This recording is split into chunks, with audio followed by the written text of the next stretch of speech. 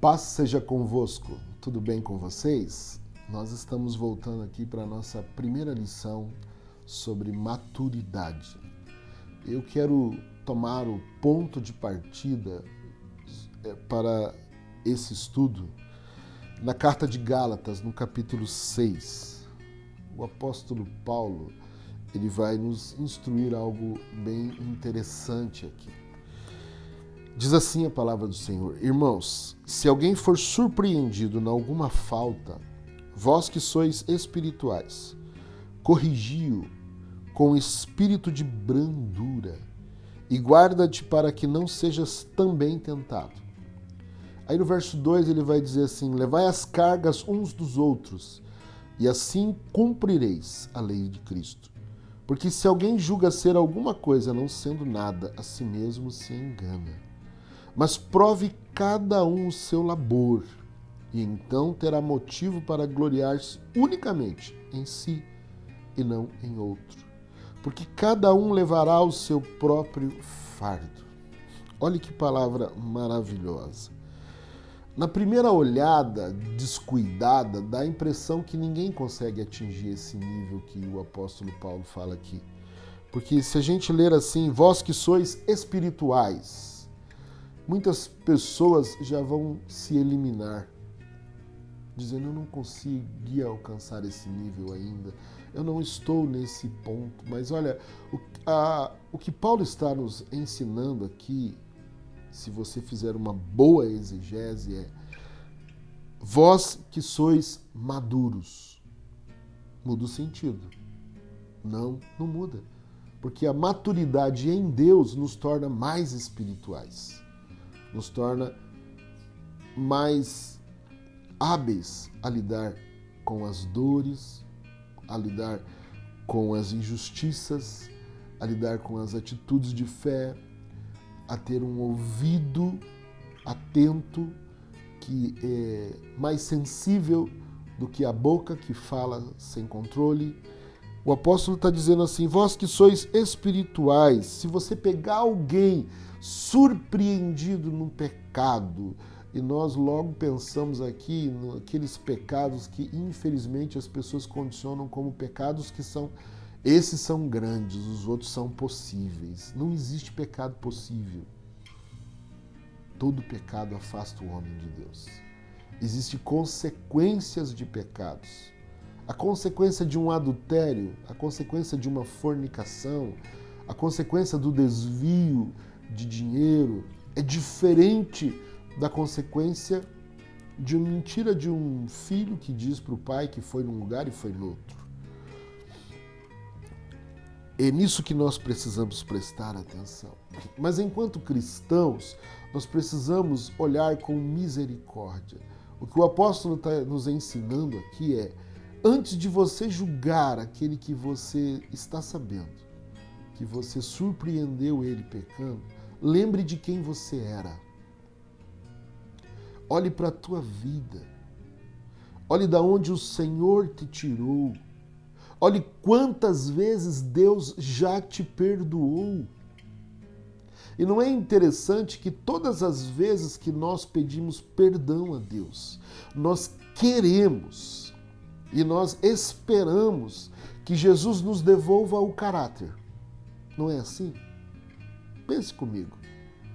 A gente, quando pede perdão a Deus, a gente quer que Deus continue acreditando em nós. Que Ele não tire o nosso ministério. Que Ele não nos deixe de fora dos seus planos. Mas que Ele acredite que somos pessoas possíveis de contribuir para o reino. Eu e você somos assim quando pedimos perdão a Deus. E o que o Senhor Jesus espera de nós em relação ao próximo é exatamente isso. Que você, quando surpreender alguém, não corra para o WhatsApp, não corra para o Facebook dar indiretas, não corra para as pessoas mais frágeis contar o que você está sabendo. O que o Senhor Jesus espera de mim e de você é que você corrija o irmão com espírito de brandura. Como é que isso é possível?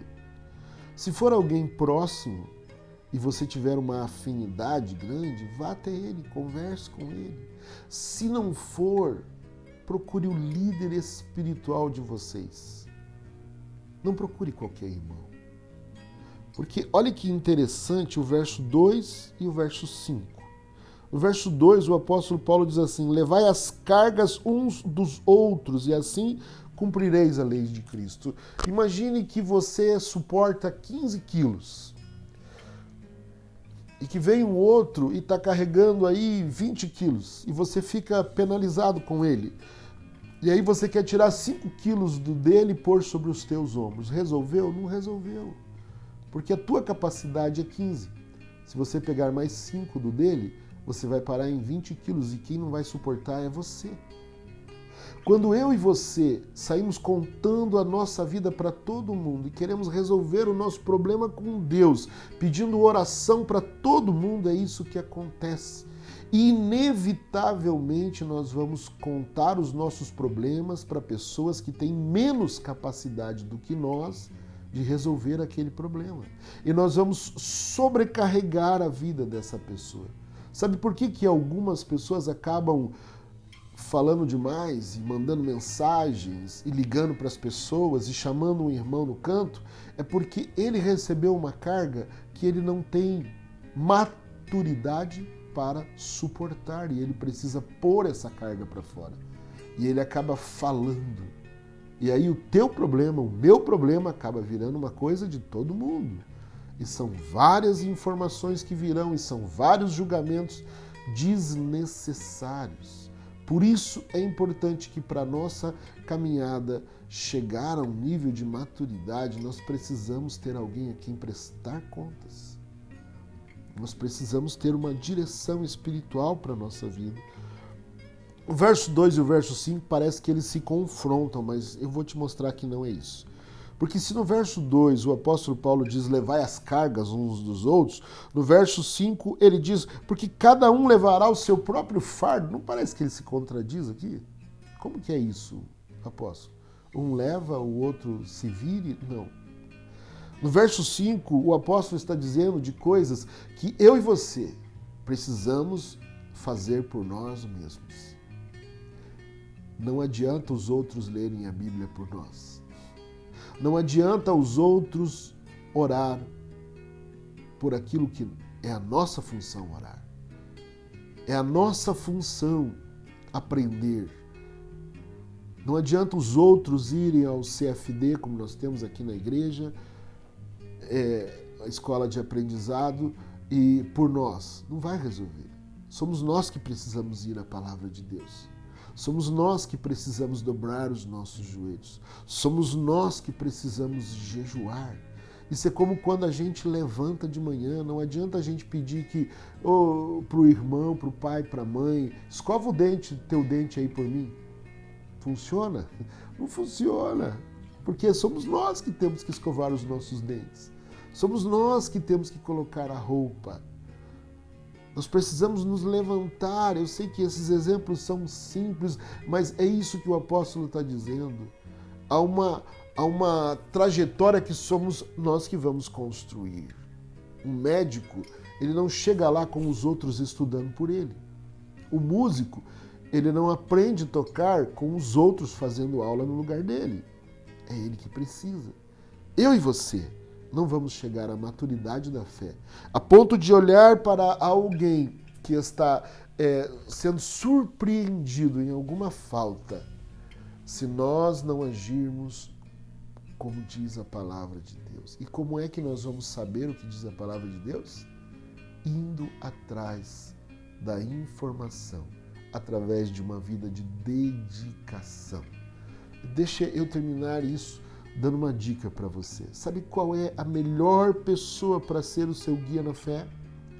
É aquele para quem você vai sentir a maior vergonha do mundo de ir procurá-lo para conversar, para contar algo, para confessar uma fraqueza, para pedir ajuda. Aquela pessoa para quem você olha e enxerga como um instrumento de Deus, mas você teria vergonha de falar com ela. Esse é o teu melhor guia na fé. Porque se você procurar um amigo muito chegado, ele vai acabar ajudando você a justificar as suas falhas. Então, vamos seguir esse conselho. Quando a gente encontrar alguém com a boca na botija, nós não vamos sair falando para os outros. Nós vamos primeiro olhar pela nossa vida. Depois corrigir o tal com um espírito de brandura. E assim nós vamos contribuir para o reino de Deus. Seja maduro, seja espiritual, seja forte. É possível. Foi você que Deus escolheu para isso. Até a próxima, em nome de Jesus.